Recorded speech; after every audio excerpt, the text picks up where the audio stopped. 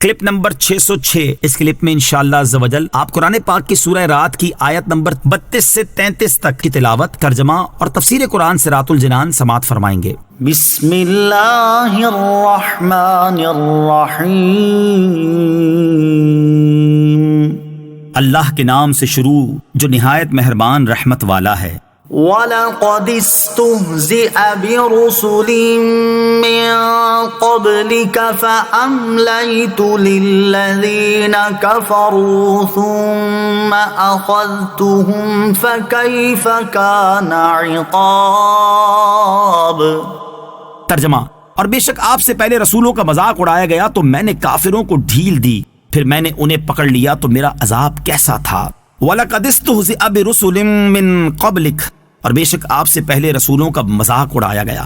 کفار مکہ نے جب ان معجزات کا مطالبہ مذاق اڑانے کے طور پر کیا تو یہ نبی اکرم علیہ الصلوۃ والسلام کے قلب اطہر پر بہت گراں گزرا، اور ان باتوں سے آپ علیہ الصلوۃ والسلام کو بہت اذیت اور تکلیف پہنچی۔ تو اللہ تعالیٰ نے اپنے حبیب علیہ الصلوۃ والسلام کو تسلی دینے کے لیے یہ آیت نازل فرمائی تاکہ آپ علیہ الصلوۃ والسلام اپنی قوم کے ان جاہلانہ مطالبوں پر صبر فرمائیں۔ چنانچہ ارشاد فرمایا کہ اے حبیب صلی اللہ تعالیٰ علیہ وسلم، جس طرح آپ کی قوم نے آپ کا مذاق اڑانے کی نیت سے نشانیاں طلب کی ہیں، اسی طرح باقی انبیاء کرام علیہ الصلوۃ والسلام کی قوموں نے بھی ان کا مذاق اڑایا تھا۔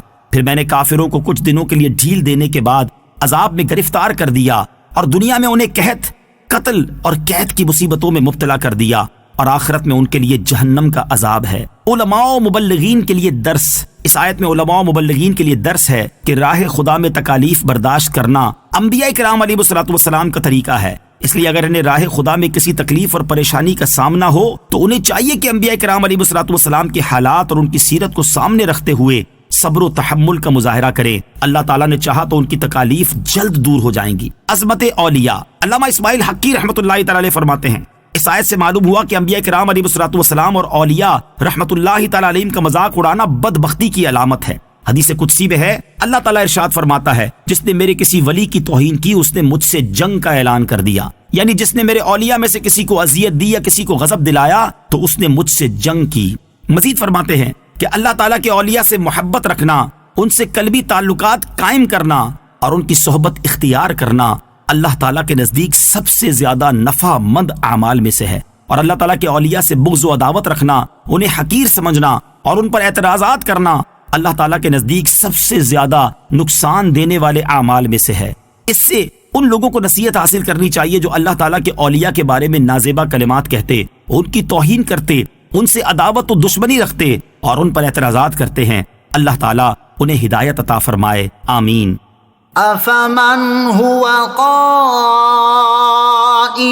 عَلَى كُلِّ نَفْسٍ بِمَا كَسَبَتْ وَجَعَلُوا لِلَّهِ شُرَكَاءَ قُلْ سَمُّوهُمْ أَمْ تُنَبِّئُونَهُ بِمَا لَا يَعْلَمُ فِي الْأَرْضِ أَمْ بِظَاهِرٍ مِّنَ الْقَوْلِ بَلْ زُيِّنَ لِلَّذِينَ كَفَرُوا مَكْرُهُمْ وَصُدُّوا عَنِ السَّبِيلِ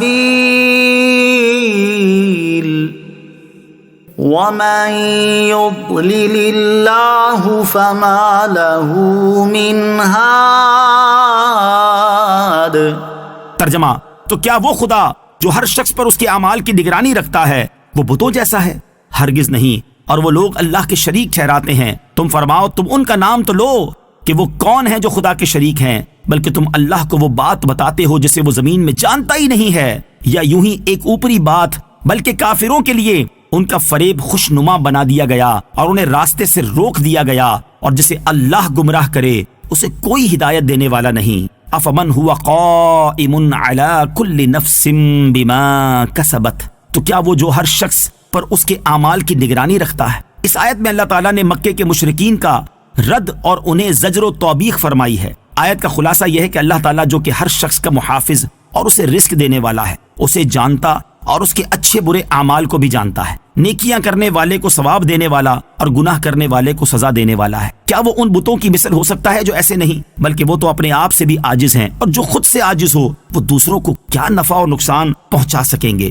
لہٰذا عبادت کا مستحق صرف اللہ تعالیٰ ہے، نہ کہ وہ بت جنہیں مشرکین اللہ تعالیٰ کا شریک ٹھہراتے ہیں۔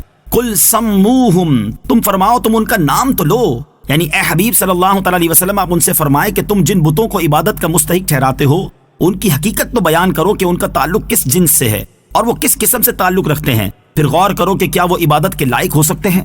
یقیناً نہیں۔ لہٰذا تمہارے اس شرک کا مطلب یہ نکلا کہ تم اللہ تعالیٰ کو اس کے شریک کی خبر دے رہے ہو، حالانکہ اللہ تعالیٰ زمین میں اپنا کوئی شریک موجود نہ ہونے کی وجہ سے اسے جانتا ہی نہیں۔ اگر اللہ تعالیٰ کا کوئی شریک ہو سکتا تو اللہ تعالیٰ کو اس کا علم ضرور ہوتا، کیونکہ اس کا علم ہر چیز کو محیط ہے، اور جو اللہ تعالیٰ کے علم میں نہ ہو وہ محض باطل ہے۔ لہٰذا اللہ تعالیٰ کے لیے شریک ہونا بھی باطل اور غلط ہے۔ یاد رہے کہ اس آیت میں اللہ تعالیٰ کے علم کی نفی نہیں کی گئی، بلکہ اللہ تعالیٰ کا شریک ہونے کی نفی کی گئی ہے۔